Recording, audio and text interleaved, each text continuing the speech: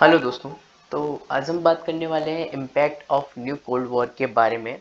And साथ ही हम देखेंगे कि क्या ऐसे फैक्टर्स रहे थे, रिस्पॉन्सिबल रहे थे, जो यूएसएसआर का डिसइंटीग्रेशन भी हुआ था।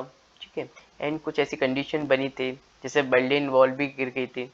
तो इसके बारे में हम देखेंगे। तो चलिए स्टार्ट करते हैं impact of new cold war से। तो देखो, इसमें देखो पीस एंड प्रोसेस है ना। एक तरह से विटनेस सेटबैक हुई थी, मतलब ये वापस आ चुकी थी इसमें, क्योंकि जो है ना, आपने जैसे पढ़ा होगा डिथॉन्त के बारे में।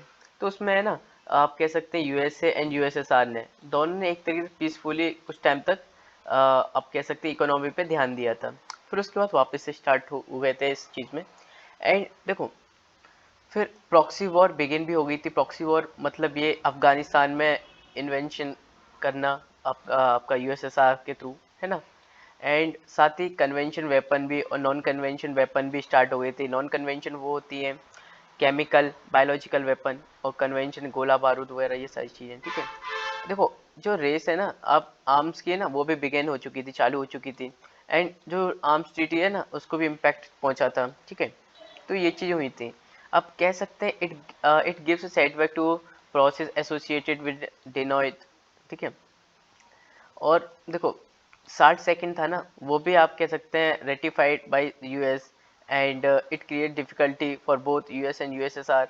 And interference of both super power increased in third world countries like Afghanistan, Iran, है ना। एंड आप कह सकते हैं sale of armaments increase in the third world countries. Proxy wars increase in many parts of world, है ना। And देखो, जो यूरोप था ना, Europe delinked itself with the phenomena of new cold war.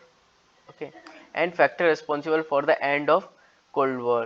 कौन कौन से फैक्टर रहते हैं? एक तो ये रहा था कि जो रोल ऑफ गार्बाचोव, जो यूएसएसआर के उस टाइम पे प्रेसिडेंट थे, उनकी कुछ ऐसी पॉलिसीज थी जिसकी वजह से इकोनॉमिक कंडीशन डिसइंटीग्रेशन हुआ यूएसएसआर का। और बर्लिन भी फॉल हुआ, बर्लिन जो वॉल थी ना, वो भी फॉल हुई। देखो, जो आप कह सकते हैं disintegration of USSR, policies of Gorbachev, end of new cold war and phase of Afghanistan crisis, है ना। एंड साथ ही आप कह सकते हैं 1988 में ना, यूएसएसआर ने ऑफिशियली डिक्लेयर किया था क्या, कि it will not be intervene in the eastern Europe affairs. ठीक है। और फिर 89 में ना माल्टा समिट भी हुई थी। इसमें आप कह सकते हैं it is known as formal end of cold war. ठीक है। क्योंकि देखो, यूएसएसआर ने इसमें भी डिक्लेयर किया था it will not inter initiate war on USA. Okay. फिर ये आया था फर्स्ट गल्फ वॉर। इसमें देखो क्या हुआ था कि जॉर्ज डब्ल्यू बुश, उन्होंने सीनियर है ना, मतलब George Bush senior declare that new world order has arrived which means the previous order has change, that is new cold war has ended. Okay. And देखो, जो soon after end of cold war three baltic states namely Latvia, Lithuania और Estonia, ये USSR से हट गए थे। ठीक है, बाहर आ गए थे। अब देखो, ये क्या पड़ा था इंटरनेशनल पॉलिटिक्स में, जो कोल्ड वॉर है ना, उसका इम्पैक्ट बाइपोलर वर्ल्ड ऑर्डर था, है ना। इसमें यूएसए यूएसएसआर में टेम्पररी कन्फ्लिक्ट थे ना, वो परमानेंट होते चले आ गए थे। जैसे आप कह सकते हैं नॉर्थ कोरिया का कन्फ्लिक्ट, साउथ कोरिया का, है ना। और उसके बाद देख सकते हैं, जैसे आप है ना यूएन का आप देखें, तो ये भी काफ़ी अफेक्ट हुआ था, क्योंकि ये डिसीजन खुद नहीं ले पा रहा था। और देखो, आर्म रेस भी काफ़ी हद तक मतलब इंक्रीज हुई थी। अब देखो, it result into uh, sorry it result into emergence of bipolar structure of the world politics, and it increased arms race between countries both conventional and non conventional। ठीक है। जो आप कह सकते हैं आर्म्स है ना, वेपन थे वो। it created problem from the functioning of international organization like UN, and UN faced lot of difficulties in functioning because of rivalry between superpower, है ना। उसके बाद जो आप कह सकते हैं it result into political disestablishment of third countries and in international politics. It resulted into formation of non मतलब नॉन अलाइनमेंट मूवमेंट। ठीक है। एंड देखो, it created permanent security dilemma for countries of world and led to proliferation of nuclear weapon, क्योंकि उस time पे nuclear weapon भी काफ़ी बनने लग गए थे। और देखो इम्पैक्ट क्या पड़ा था एंड ऑफ कोल्ड वॉर का, क्योंकि एंड कोल्ड वॉर भी तो एंड हुई थी अपनी 1989 में मान लीजिए या 1991 में मान लीजिए, ठीक है। तो आप कह सकते हैं यूनिपोलैरिटी हो गई थी, US only super power, UN got a new lease of life, है ना, एंड डेमोक्रेसी गॉट स्ट्रेंथ क्योंकि यूएस डेमोक्रेसी पे बेस्ड है। उसके बाद देखो ग्लोबलाइजेशन भी बिगिन हो गया था, वॉशिंगटन में सेंसस हुआ था जो वर्ल्ड बैंक एंड आईएमएफ, है ना, सेंसस था, ठीक है, जो कि मार्केट मार्केट के लिए था कि है ना, आप जो कंट्रीज है ना उनके लिए बोला गया था कि आप अपनी कंट्रीज के एक कह सकते हैं कि आप ओपन कीजिए, ठीक है, जैसे हम लोग वहाँ पे इन्वेस्ट करेंगे, है ना, ये सारी चीज़ें थी उस टाइम पे। अभी हम इसके बारे में आईएमएफ एंड वर्ल्ड बैंक के बारे में हम आगे भी पढ़ेंगे। तो देखो end of Cold War is treated as a defining features of international politics of 20th century, and it has brought enormous changes in theory as well as the practice in international politics, and it has impact in international politics in following ways like end of bipolar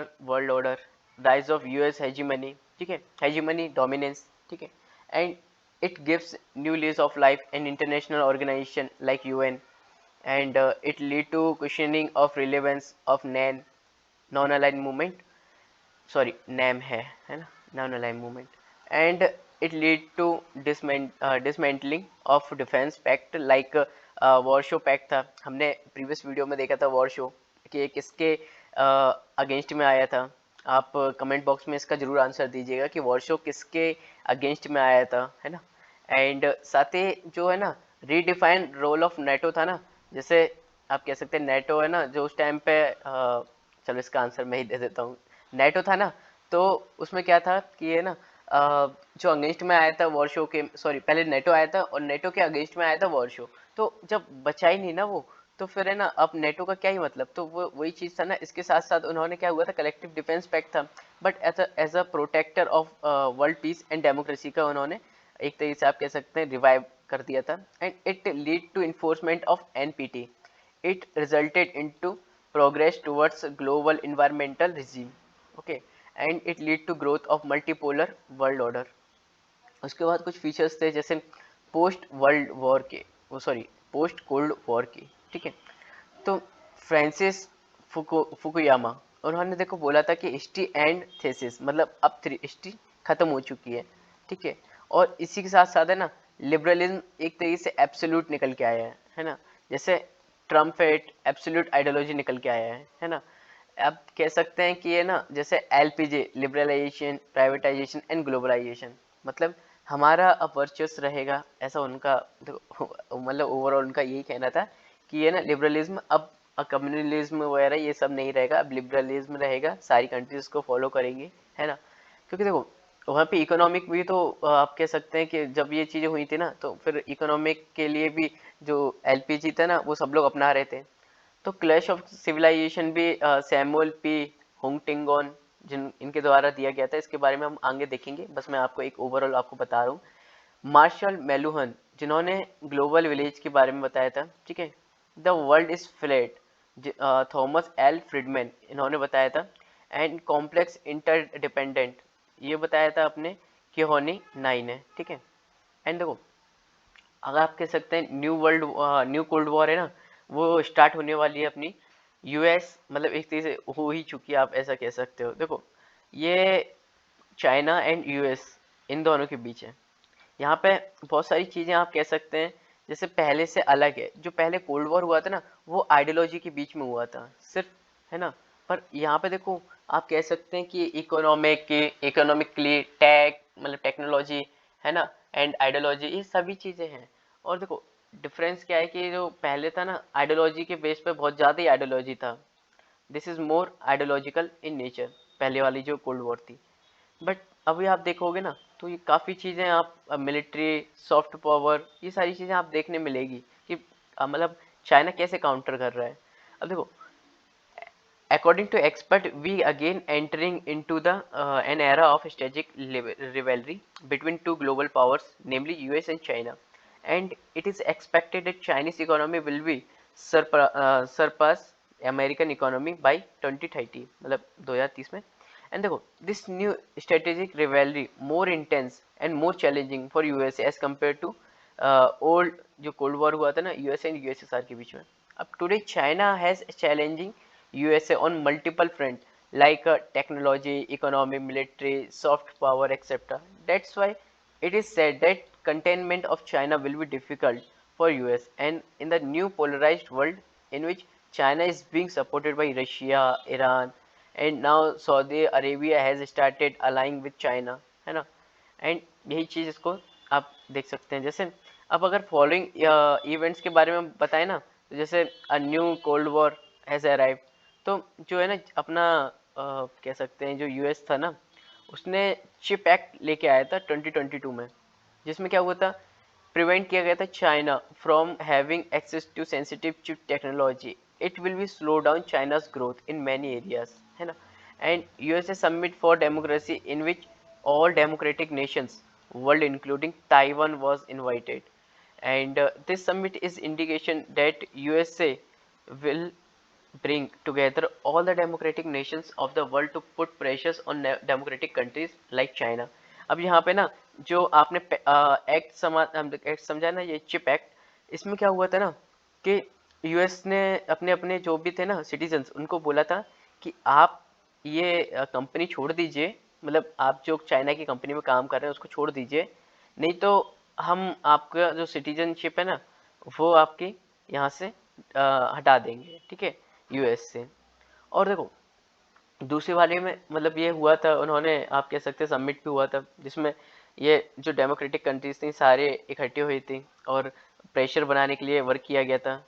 China attempt to create an alternative financial system against US dominated world bank and IMF, ठीक है. इसके बारे में हम बहुत जल्दी आगे पढ़ने वाले हैं.